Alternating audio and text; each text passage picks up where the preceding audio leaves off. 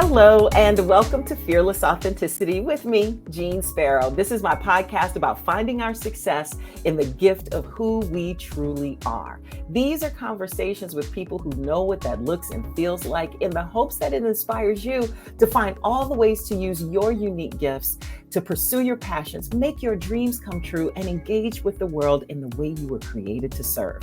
As I always say, I hope this gets deep because that is where we find the best stuff. But it is also about the fun of life, because if it ain't fun, it ain't worth doing. So let's dare to be brave, be free, be you together. Now, my guest today is the founder and CEO of the Cupcake collection, who took her family's $5 weekly dinner budget and turned it into a multi-million-dollar bakery brand without any prior business experience. She has been featured on the Today Show, Southern Living, Entrepreneur, Business Insider, and more. She has been honored as Tennessee State University's Women of Legend and Merit, named Emerging Business Leader of the Year, and received Black Enterprise Magazine's Family Business of the Year award. And she did all this as a mother of 6. You can find her lovely cupcakes online and at her stores in her current home city of Nashville and in her hometown of New Orleans. 2023 marks her 15th year in business. She is celebrating by sharing her journey in a new book called Made from Scratch: Finding Success Without a Recipe. I am honored to welcome my homegirl, Mignon Francois, to the Fearless Authenticity podcast. Where you at, Chef? Where you at? Yes. Hey, baby. How you doing? How you people doing? How your mama doing? Right? Your mama and them all right? Your cousin okay? Listen, I hope that your listeners know that you're going to have a whole different accent today. Yes. And there's nothing that you can do about it. I've slipped in and out of it throughout my whole career, and I make it very clear where I'm from so that if I sound different when I come back from home, they understand why. And I have a feeling by the end of this, we'll both be throwing in all our little Frenchisms and pulling out some daiquiris. A good to-go cup. Well, darling, I got to ask you, my first question for you is, well, first, congratulations. And thank you for coming on the podcast. It sounds to me from your story like you bake sailed your way into success. Like that literally, so good. You threw yourself a bake sale and you turned it into a verb. So what got you to the point that you said to yourself, I'm going to take this last little $5 I got, and I'm going to turn it into something else other than dinner. And I know that's what the book is about. And it's a whole longer story than what we could possibly talk about here. But tell me about that moment when you were like, there's got to be something better. Yeah. I love that you pointed that out, that I turned a bake sale into a business. And the thing about it is I didn't know that's what was happening, right? I just was living. And that's what I want people to hear, that when you're in it and you're just grinding and you're trying to make $1 out of 15 cents, you don't know that's what you're doing. You're just trying to survive. And I was just trying to survive. But I would say that the moment that it clicked for me was that my husband. Oh, that's our word for it. Oh, okay. Came home one day. He came home one day. Was husband, right? Came home one day and he looked gray. You know, like at this beige kind of tone, you should look pink, right? Or you should have like a brightness to your yellow. And he looked gray, like dirty, that could be washed off. And that to me looked like death. And I asked God to give me something that I could do to help him, because I just knew he was dying. But little did I know that he was dying, not in the flesh, but he was going to die to me. And that I was going to need what I was asking to help him out with to make myself live. And that was the moment when I saw him walk on the steps that day, and I just did not want him to die. And then I heard God say, make cupcakes. People say, well, how you heard God say anything? It just was that deep, in your gut feeling, this is what I'm supposed to do right now, what I'm supposed to be doing. And so I was listening to Dave Ramsey. He's a financial guru. He's in Nashville, Tennessee. I had just found him on the radio about a year prior to this. And he was telling people, have a bake sale to get out of debt or have a garage sale. Well, we sold everything we had to get to Nashville in the first place. So I guess I'm having a bake sale. Problem is, I don't know how to bake, not even out of a box. But that wasn't going to stop me because I just felt like other people were doing it, so I should be able to do it too. Girl, there is so much in there. It's interesting how there's been a theme this season of unpacking stuff, right? So let me go and get in and dig in. And it's also something we talked about right before we started recording. Making time for the things that are important to us and understanding that sometimes it's the messages for us. And I know that's been a problem I've had. I want better for everybody, right? Yeah. And you can still want better for everybody. But a lot of times when I think that's how we get raised where we're from too. I think that's part of it. But the fact that you asked for something for somebody else and it ended up delivering you, how long did it take you to realize that the message, the gift that you were looking for your husband, was for you? How long did it take for you to realize that grayness you were seeing was actually the death of that union and that you were going to need a rebirth? How long did that part of it take? I would say that took me 7 years. Wow. Because when we finally did get the business open, we opened knowing that we were getting a divorce. This was his plan to help me to get on my feet. Because my thing was, I've been a stay-at-home mom.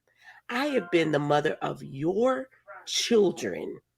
I have stayed in this home and raised our family because that's what you wanted me to do. And now you want to leave.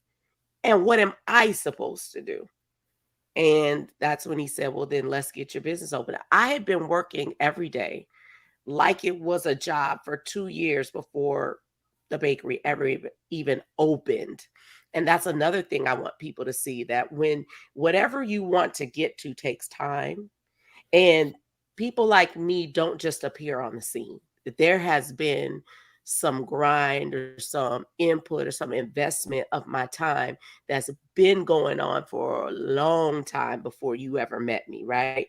And so, or before my name ever got spoken out loud for the world to hear it. And so it took 7 years of working because we had decided, okay, we're going to get a divorce. We started working together. And then, life kind of just happened. And then we kind of end up just staying together. And then we separated for a year, and then we came back together, and then sort of I got kicked out, almost metaphorically, yet literally. Girl, I can laugh about it now. Tell it to the shame the devil. Come on, tell it. I can laugh about it now because he who laughs last. Laughs best. And that laugh sounds like it comes from deep within. So I don't believe in overnight successes. I think a lot of people we like to see those stories of overnight successes because we only see what what is it? You only see the leaves on the tree. You don't see the roots that are going to search for the water, right? And all of this stuff is for my grandmother and my mom and them and all of that. Like, I wish I was that smart. But the thing is, we don't know the beauty of what they're telling us until we actually live it. So what do you think are like the 3 essential elements of an so-called overnight success? So you already said the time put in. After time, I would say consistency, because I truly and honestly believe that we are not afraid of failure. I believe that we are afraid of success. Because what happens when you become successful is that you're gonna have to show up. Like when I don't feel like making cake, I gotta make cake anyway. I've got to fill orders. I've got to make sure that, I'm getting up early in the morning. I can't go out and party with my sisters. I gotta go to work tomorrow. And I think that if it were failure we were afraid of, we would never even talk about businesses and presenting a book to the world if we were afraid of failure, because that would mean that we don't believe in it, right? But we believe in the things that we say. So I believe that it is the fear of success that we have, not the fear of failure. And so consistency is required of you. So that would be the second thing that I think. Got it. And what's the third thing? The third thing I think is, so I'd say it was time, it was consistency. And then the third reason that I think that people seem like an overnight success, I had it in my head a second ago. We could come back to it. Okay. It'll come back to me. I think, I was just like on that fear of success thing. I love that.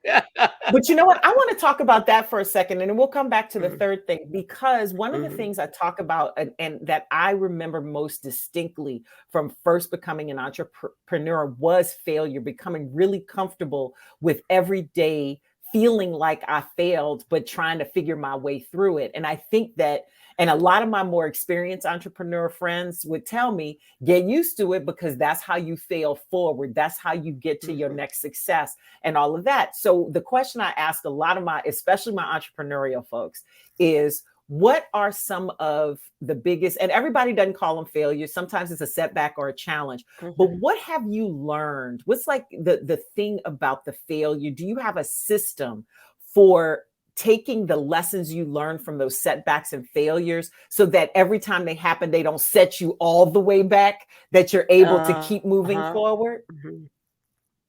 You just said the word. It's look for the lesson. So I am always looking for the lesson. I believe that in every hard thing that we've ever had to do, every mistake, Fantasia sings a song about it. She says that I am who I am today because God used my mistakes. He worked them for my good like no one else ever could. It was necessary. And so what I'm learning is that mistakes are not really mistakes because we don't know the plan for our life anyway. And so since we don't know the plan, we don't know what's coming. But all we have to do is in every step, look for the lesson. And so that has been the thing that has been teaching me and keeping me, is to look for the lesson. Because when it gets really hard and I want to quit, I'll just pray and say, God, I know that you have told me that all things work together in synchronicity for the good of them who love you. So I know this is for me, not to me. So I started looking for the fact that things that were happening to me weren't happening to me. They were actually happening for me. Romans 8:28, baby. It will carry you through. You know what? When I first became an entrepreneur, my financial planner said that to me. And it is still at the top of my inspirational quotes on my phone. I have them in a bunch of notes, and I look at it all the time, because you're right. And I love that concept of it's not happening to me, it's happening for me, because then that turns it into a gift and you're able to look at it in a different way, I think. Yeah. Wow, girl. Okay. So let's talk and take a step back for a second. Let's talk Louisiana and history and background for a minute. Okay. What does it mean to you? What does it mean to you to be descended from people who worked in the sugar plantations around where you and I both grew up, where the cane is still growing tall? Where they use machines to pick it now. Exactly. But you know what? It's still a lot of us running those machines to do it, and those farms are in our families. I mean, Queen Sugar is a real thing. It's a real thing. Understand. I remember when that show first came out, I was like, too. oh, this is gonna be good. It's a real thing. Have you ever I listened to a podcast, I think it's called 1819, that was all around that whole sugar No. cane thing. It was only a few episodes. And it was around that whole, at least one of the episodes was around that whole sugar cane situation. I'm gonna have to, I'm writing it down. Hold up. Yeah. Yeah. But how does it feel for you being descended from people who work those fields and Yeah. now making your success, I would imagine, beyond Out of their sugar. out of sugar, and beyond what they could have ever thought would have come from what they were picking Yeah. and harvesting. What Yeah. what do you what do you make of that? Well, how do you feel about that? Yeah, that it's very humbling for me. I would also say that when I was a child, I always knew that I was going to be famous. I Don't stop. believed, I believed that God didn't waste this fabulous name that I have on nobody knowing it. So I had to do my due diligence to make my name great. So I just knew I was going to be famous. I didn't know what for. So I believe that this sugar industry is a thing that God gave me as a gift because I was willing to put the work in. And I was recently talking to my aunt. She is 86 years old. She grew up, understand, on the plantation. And she was like, "Do you understand? I grew up on the plantation. I grew up on the sugar plantation." And I was like, "Auntie, that's the thing that amazes me the most." And she didn't realize that I had done the research to figure it all out. That my father was born on that same plantation. And here I am making a living, sending people to college, making a name for our family, passing it on for generations that they can use in the same industry that the people who came before us could not have free enterprise. And here I am showing up on the scene and people are calling my name and they're learning how to say it properly, right?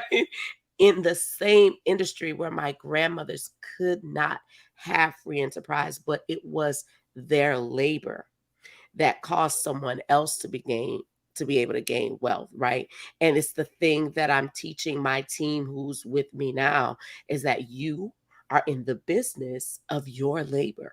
And so it's allowing me to teach them something that they can harness as well as that they can develop so that they know that you don't work for me, you work with me. I'm your client and I'm coming to you not as a boss, but as a client looking for labor that I can purchase so that I can get my product to market. And it just allows us to then redeem the time. We get to redeem the time with what we're doing for the time that has been stolen from the people who came before us. We get to get paid back for that thing in Ma'am, millions and ma'am, millions. ma'am. I love that reimagining and correction of how we Mhm, look at stuff, because I do think a lot of times when we talk about entrepreneurship in public spaces, people who work for other people who have careers that are dependent on an employer feel mhm, some kind of way sometimes, like, and because entrepreneurship is mhm. not for everybody, right? But that reframing Mhm, of right. how you look at this, of and it has to be from both sides, but I do think some of that power gets reclaimed in the same way that you're breaking generational, trauma and generational ways of being and looking at things. This is another way we do it in today's equivalent, because I think some people do feel like they are enslaved to their work or to their employers, Yes. because if without that job, then what do they have? Right. Dr. Anita Phillips talks about that. She talks about generational trauma.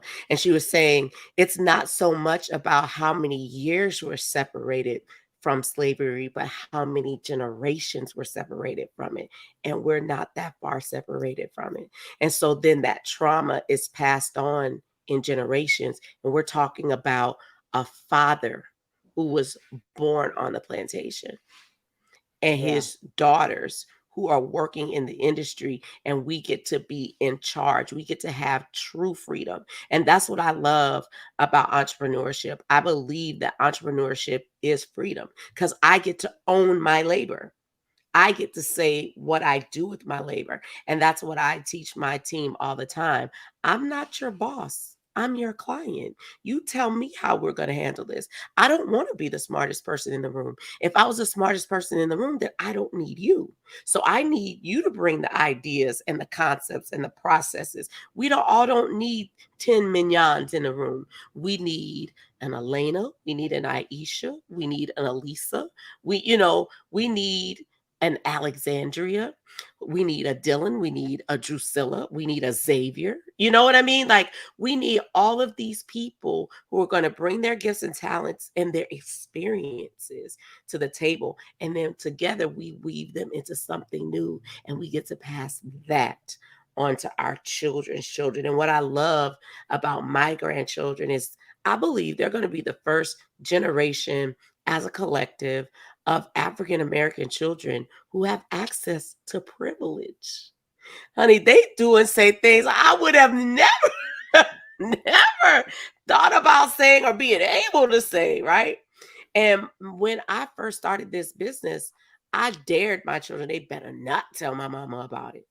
Because she would have came to Nashville and picked up her daughter and her grandchildren and said, I don't care what you doing, but we getting out of here.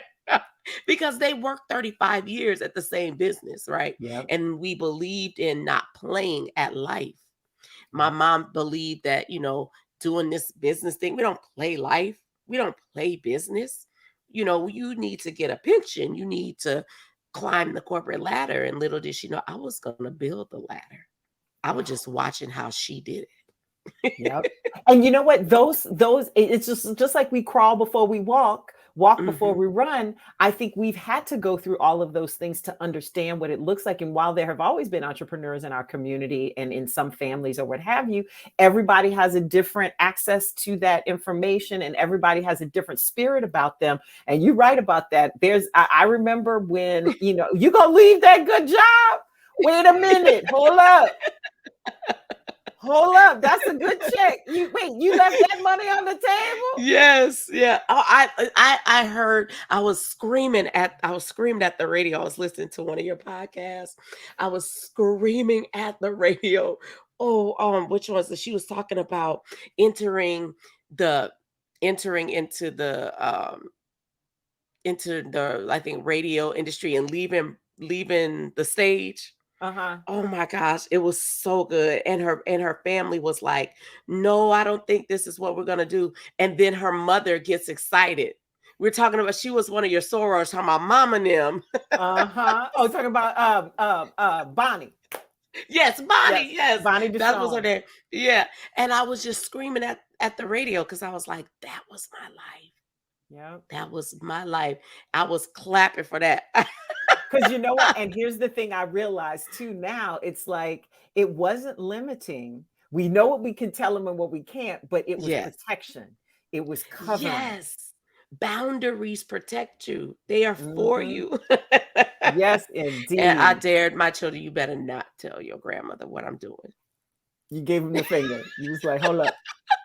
I swear for God. You do your lips like your lips got real thin. Your lips gotta get real just tight, like tight. Girl, my mamas would disappear, and I would be like, "Oh Lord, we in trouble now. It's going to be a problem today." When you see that, oh Lord, when them lips get tight up, no, you better not do that. Right, but you went and did it anyway, and she couldn't be proud of it. Yeah. Now my mother is the administrator over the entire business. And so when she came to work for them, I said, look, you the queen out there, but in here, there's one queen, and that's me. She said, all right.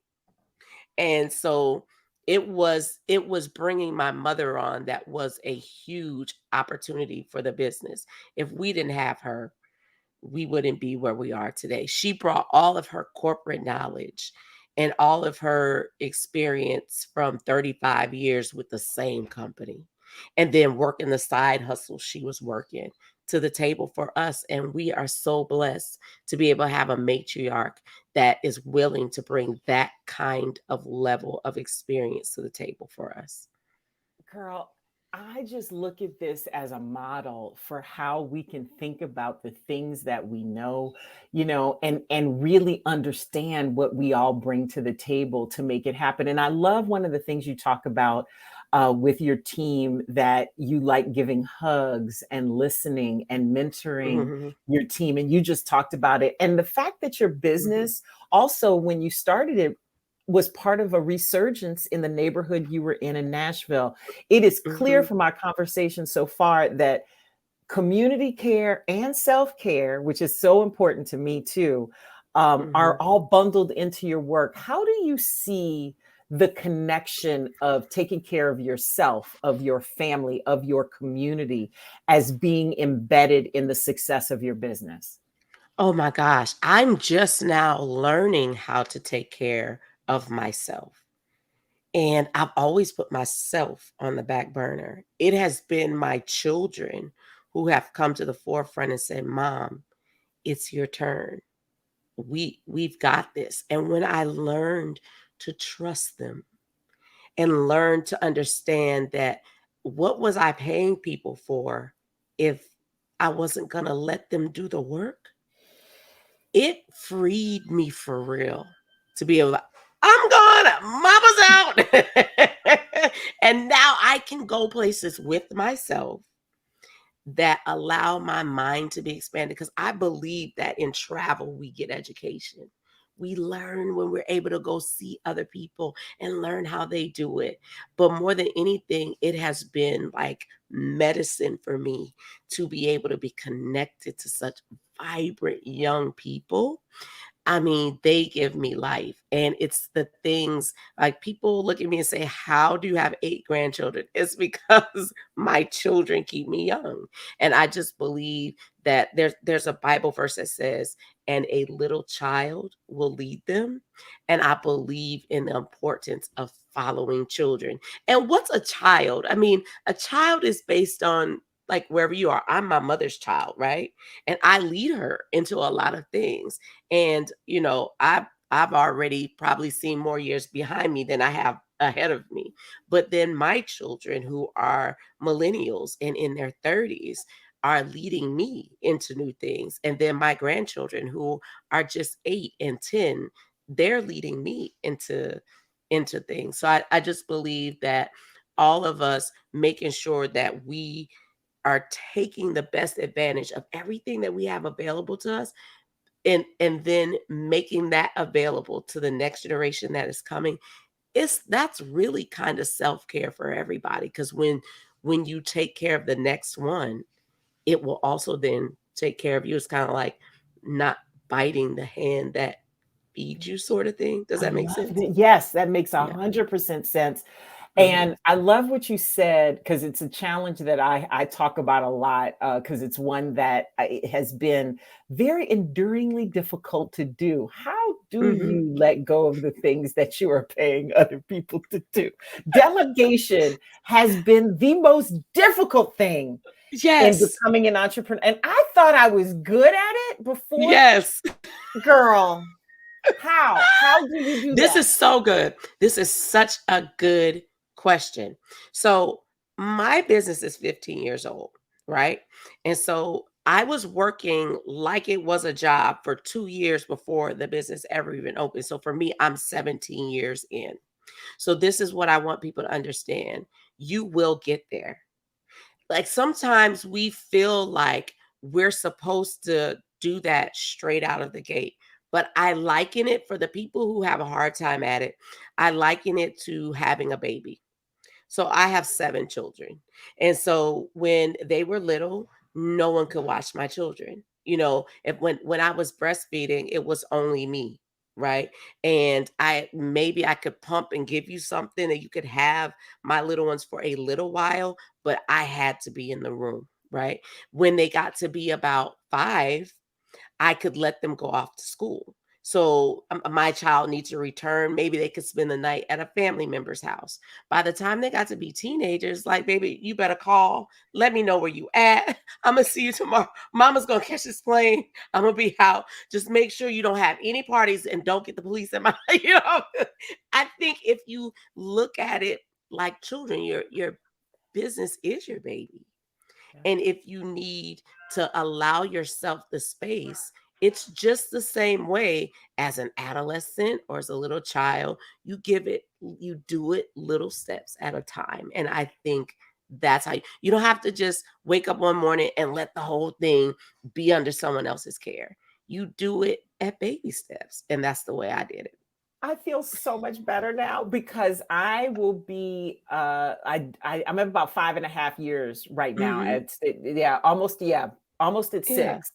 And I have finally within the last year is when I have learned how to take those baby steps. And like you're working at it on the side. I didn't even know it could become a business until it became one.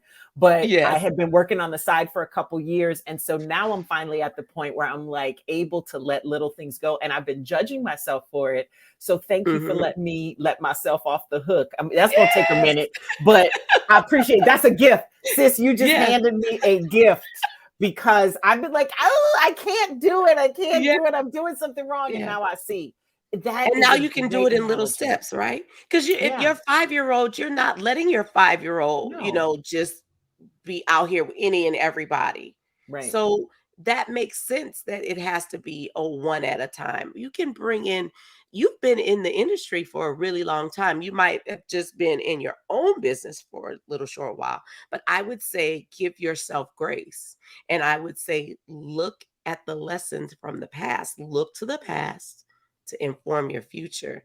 Just because you've been in the driver's seat for only 5 or 6 years doesn't mean you haven't been in business. You know what to feel.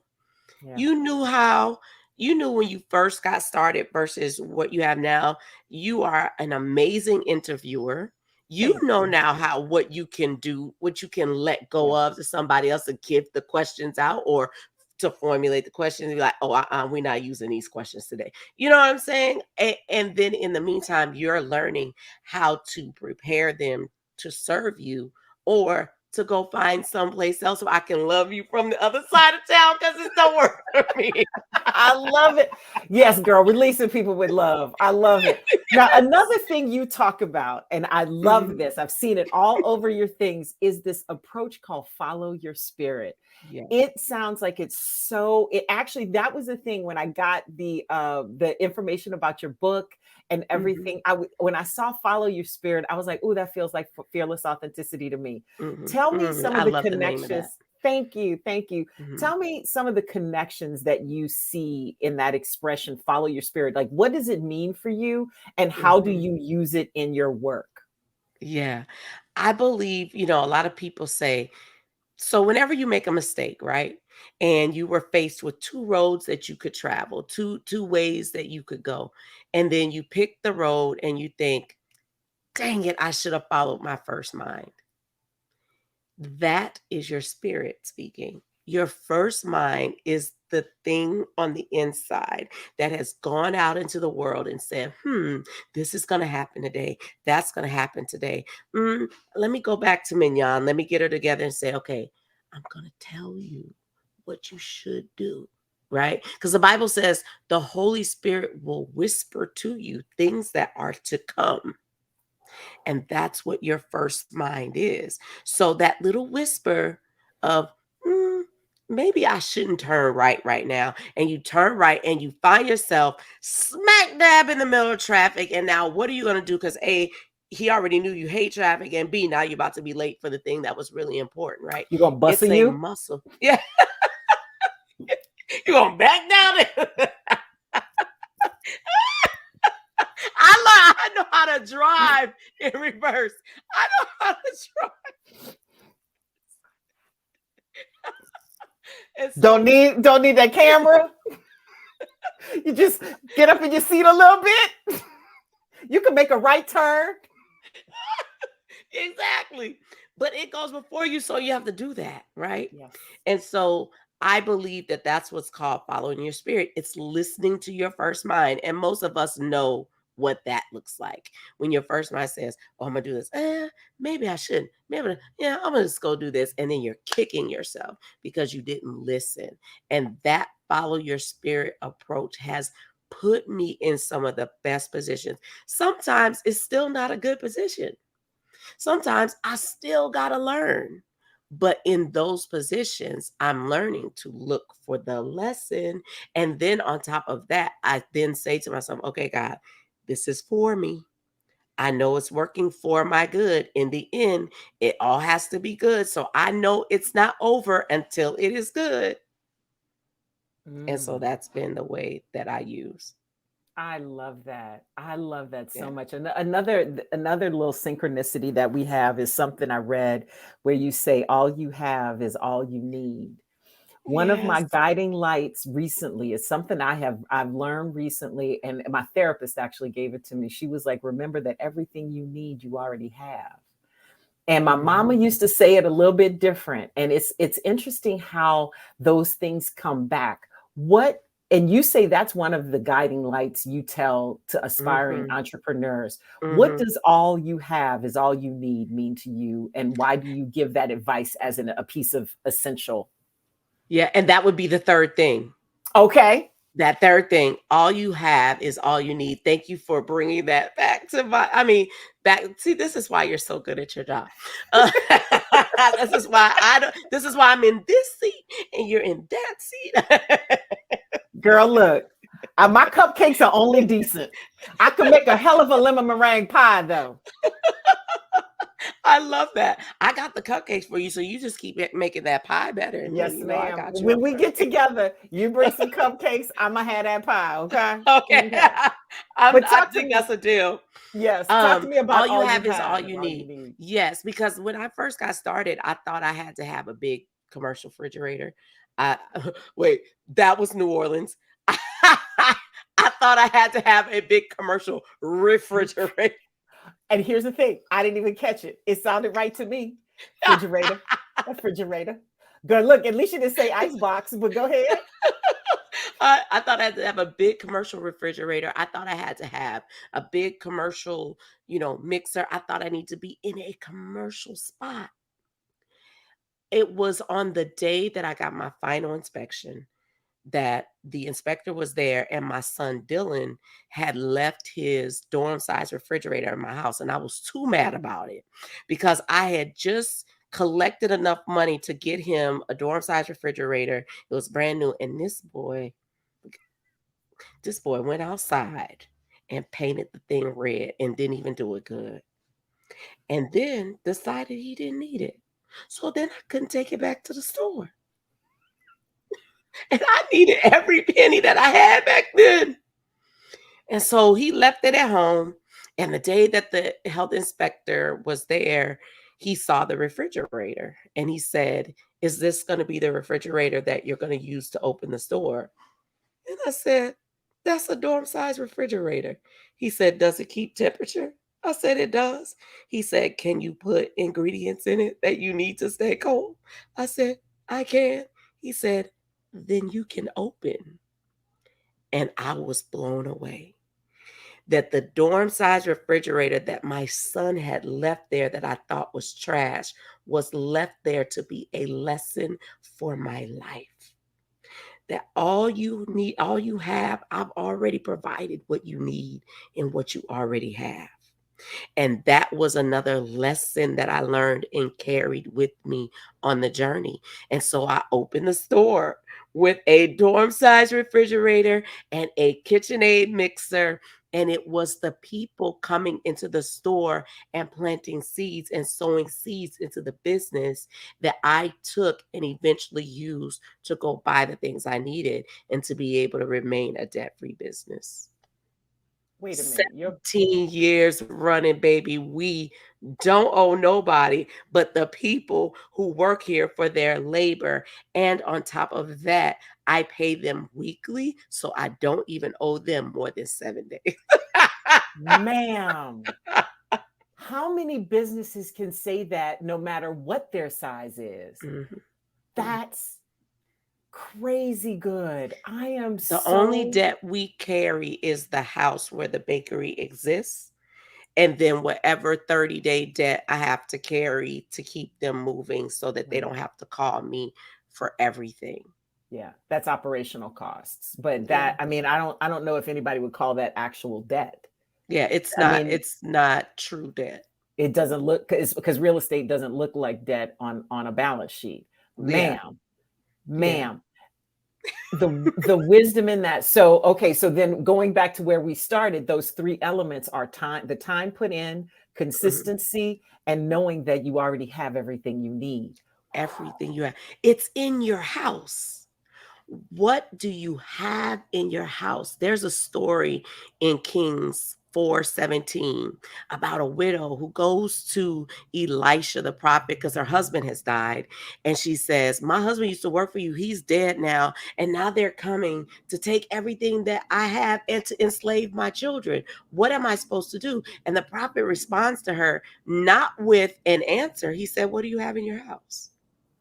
He asked her a question. And I think that's the question we have to ask ourselves. What do you have in your house that can get you out of debt? That can free you from, the enslavement that you're in, that can keep your children out of, out of debt, out of enslavement. What do you have in your house?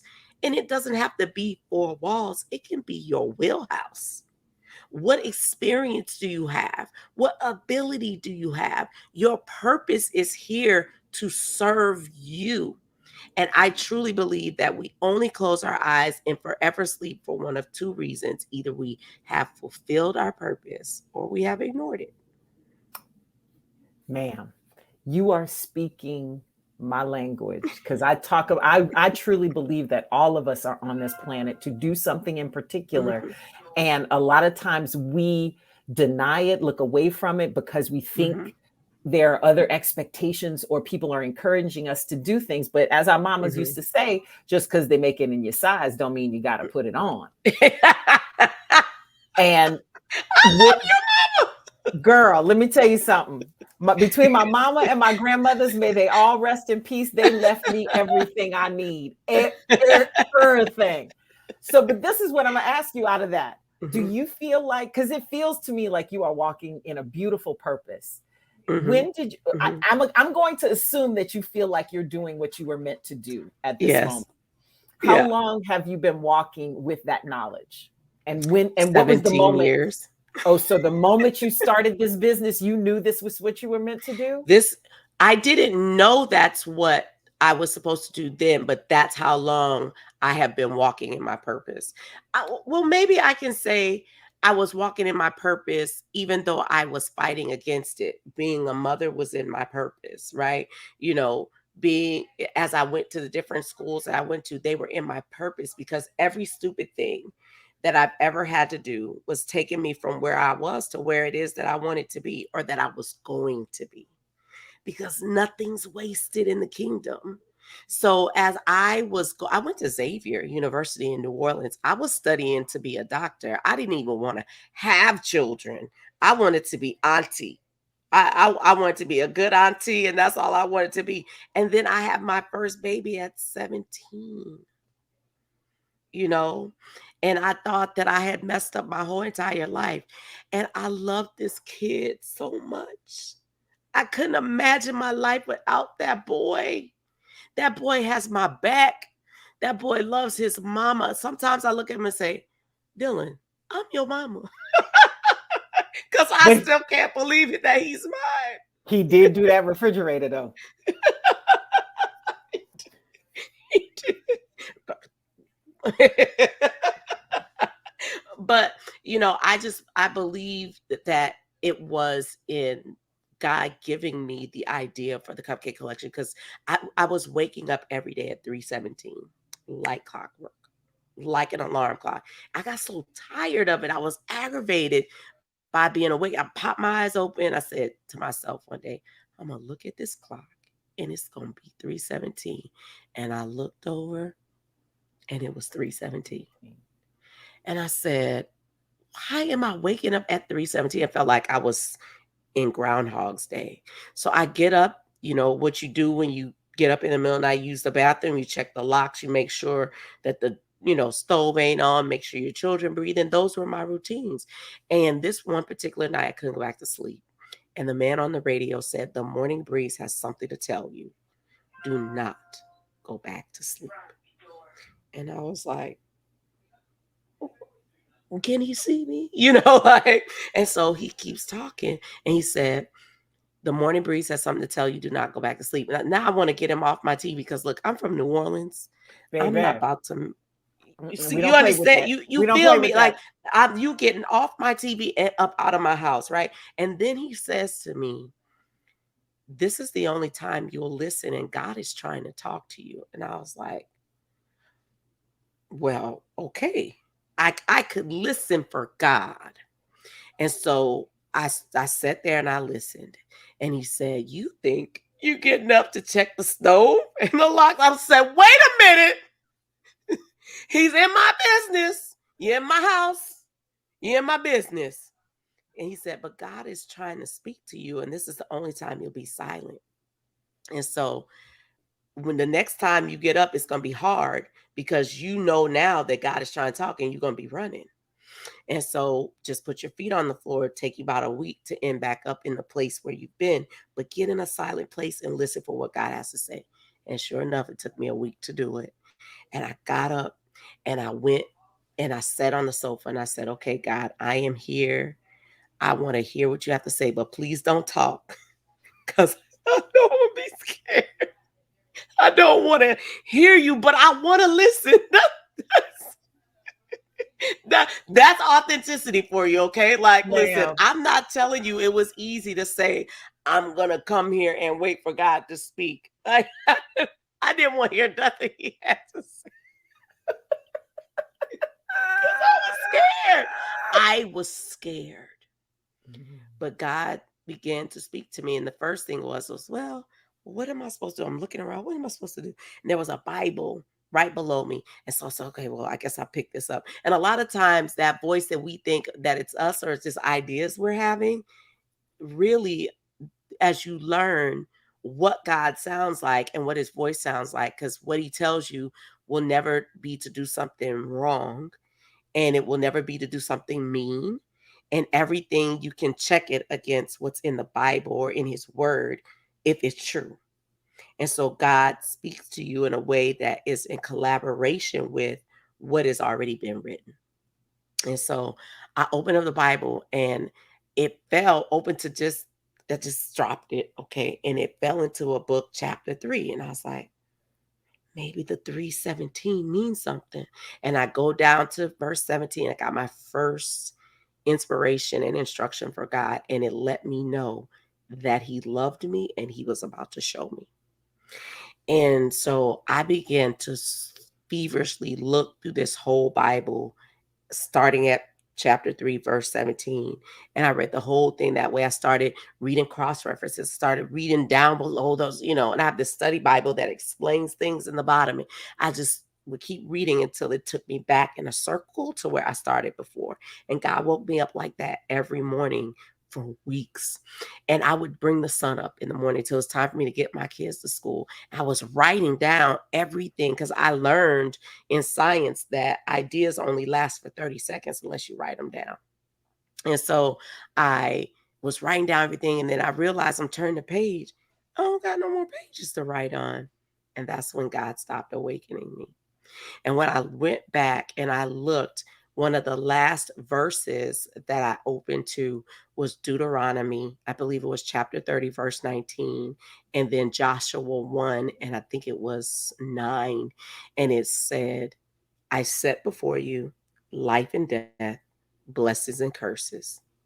Choose life so that your children will live and that you will be prosperous and successful. And what I understood in that moment was, I've given you a lot of businesses, Mignon. You've done a lot of things and you dropped them all, which led me to understand it wasn't failure I was afraid of. That's where I learned I was afraid to be successful because I believed in all of these things that I was doing. And then it's like, if I tell them I'm doing it, they're all going to want one of these. And I just don't got time for that. Right. And God was like, I heard God saying to Mignon, I'm tired of gifting you with opportunities that will get you out of debt and that will help you. And you just keep on going back to the old broken stuff. And you just obviously want to be broken. So if you want to be broken, you just go stay back there and be broken. But if you drop this, it's going to be the end for you. And that's why I believe you close your eyes and forever sleep. Either you fulfill your purpose or you ignore it. And I believe it was in my brokenness that I found my purpose. Because a lot of times we're running from our brokenness. And so if there was a fourth thing, it would be in the brokenness that you can find your purpose. Because eggs will rot in all of their potential if they never get broken. And you don't want to be broken, but if you could just get broken, you might make omelets. You still got to crack the egg once it's been boiled just to get to the nutrients of it, right? And so we are so worried about being broken instead of understanding there's a lesson in your breaking. And God wanted to show me that he had allowed me to become broken so that I could become everything that he had prepared for me to be. Sis, you are preaching a word to me you don't even know. Like, I need to sit and process everything you just said. I just want to know when the Church of Mignon is gonna open, and is communion gonna be cupcake? That's really the only two questions I got. As long as it's great cupcakes, we gonna be all right. Baby. That's what we need, honey. That's what we need, baby. A little grape juice in the ice. A little something, girl. Look. You could make it a daiquiri. A little wine in the a little wine, a little something, a little taste. Ma'am, it has been a joy talking to you. My last question. I'm good. I'm glad, girl, because I'm gonna look you up when I come home. Yes, and I'm gonna be waiting, baby. It's gonna be some laughter. Yes, it's gonna be some joy, and definitely cupcakes and pie. I mean, you spoke my language when you said anything about sugar. Yes, indeed. My last question that I always ask everybody: when do you feel, Mignon Francois, like you are at your best, truest, most authentic expression of yourself? Ooh, I feel like I am my best, truest, authentic self when I can smile through my pain. That has to be me. I'm walking into a room and I have learned that people are not looking me up and down because something's wrong with me.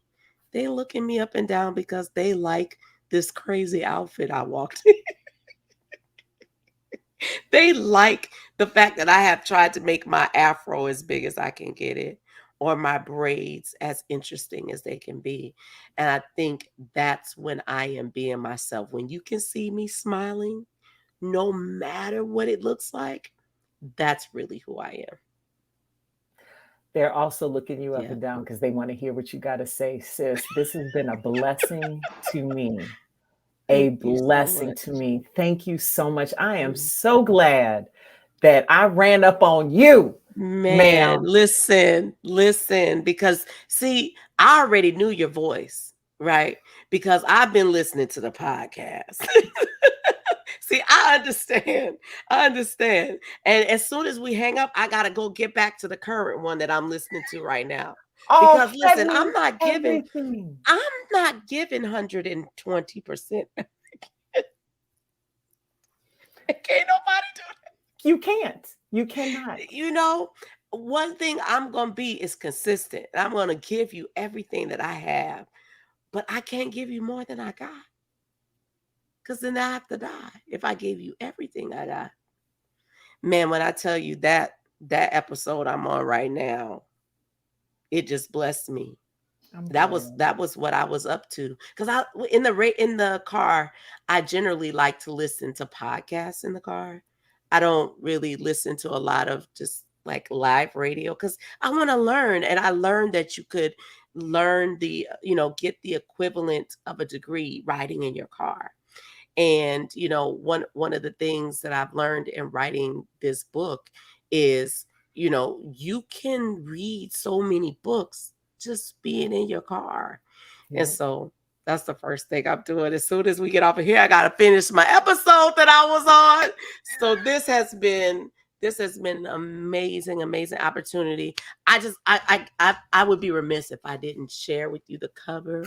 Look how gorgeous. Wait, let me make you book. big. Hold up. Let me spotlight you. Hold up. Let me spotlight you so we can see. Wait, I'll see if I can get it in here, right? There we go. There we go. There you go. Yes. Look at that. Look at that smile. Looking up to the heavens, ma'am. Yes, that is me authentically. And what I want people to know is, when God decided to make me from scratch, it was from nothing. It was also from the beginning. From the beginning, he was making me and molding me into what it was I needed to be. I just didn't know the plan. So I thought I was messing up, but there weren't any mistakes. This was right where he was leading me to be. So when I chose the word scratch, it had so many definitions in it. Scratch is also a wound. I've been broken. I have been wounded. Sometimes we pick at them scratches and turn it into infections, right? But God has been showing me that that's the place that I was building you from. And so I hope that people will get the book and find themselves in the pages and understand that where they are is where they're supposed to be.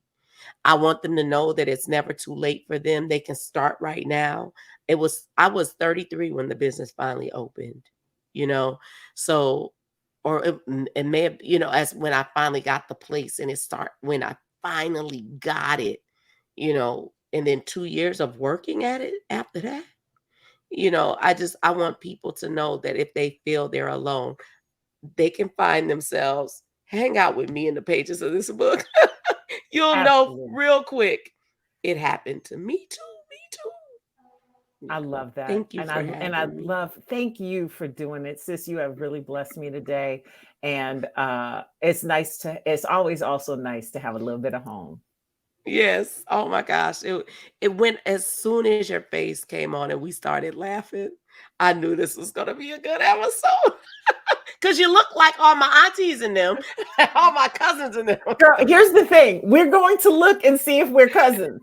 That's the next piece, is finding out what cousins we are, because everybody related at home anyway. Yes. Some kind of way, we going to find out. Man, when your homegirl comes through, right? Oh, I had so much fun. I hope you enjoyed it as much as I did.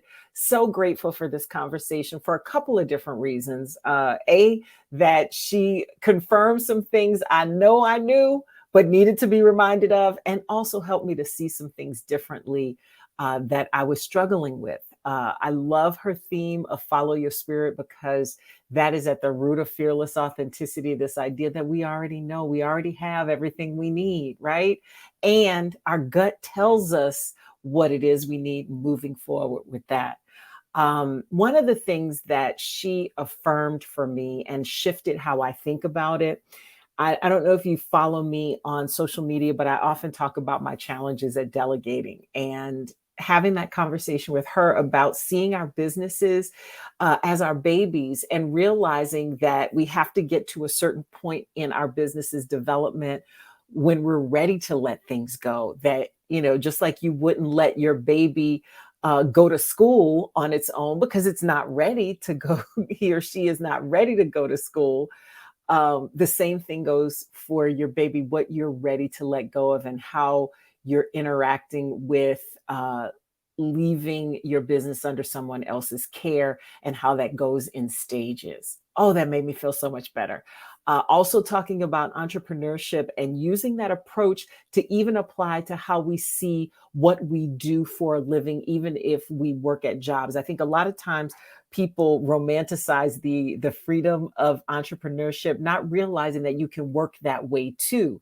There is freedom in entrepreneurship, but entrepreneurship is not for everybody. But we all do own our labor. We all do own what we know, our expertise, our experience, our knowledge, whatever we bring to the table, the people we're working for, whether it's as an employee or as an entrepreneur, they are our clients. And it should be seen the other way around. Now, I know that doesn't always happen, but that's exactly what it is. It's like you are bringing your labor to a situation and helping somebody solve a problem or work toward a solution for some challenge they have. And a lot of that knowledge is in here and in here. So they are paying you for what you bring to the table. So know your worth. I love how she sees exchanges between generations, that we not only have as much of a responsibility to share and make available to people behind us what we've learned, but we also can learn new things from them, especially as the way our world works changes, perspectives change, and staying on top of things also means learning from those who've come behind us or who are coming up behind us. A couple of pieces of advice that have really stuck with me since we recorded that interview. It is not happening to you. It is happening for you. I cannot tell you how many times I've had to remind myself of that lately. And it was a blessing and a gift to hear her say that. I also love that she believes that our main issue in life is not our fear of failure, but our fear of success. Because think about it this way: what are you going to do when you get what you want? What you've been working for. Thank you, Mignon, for your wisdom, your love, your tenacity. And thank you for the cupcakes too. Check out Mignon's book, Made from Scratch, Finding Success Without a Recipe. It's available for pre-order right now, and it's in full release next week on May 9th. I really appreciate you, my Fearless Authenticity listeners. Thank you for your attention and your support. I would not do this without you. And I could not do this without my amazing production team. Thank you to Vicky, Lisa E., Wayne, and Jess for your hard work every single week. I hope you will rate, like, review, download, subscribe, share, do all the things with this episode and any others that you listen to. It's available everywhere you get your podcast, including on YouTube. So share it from the platform that you love. Also, please join my community. You will find me at Ms. Jeanne Sparrow on YouTube, where the podcast video version lives, as well as on Facebook and TikTok. You can also find me on Instagram and Twitter at JM Sparrow. Drop by to say hi, share your comments, questions, thoughts, suggestions, or just a laugh. This has been Fearless Authenticity with Jeanne Sparrow. Thank you, and I'll see you again soon.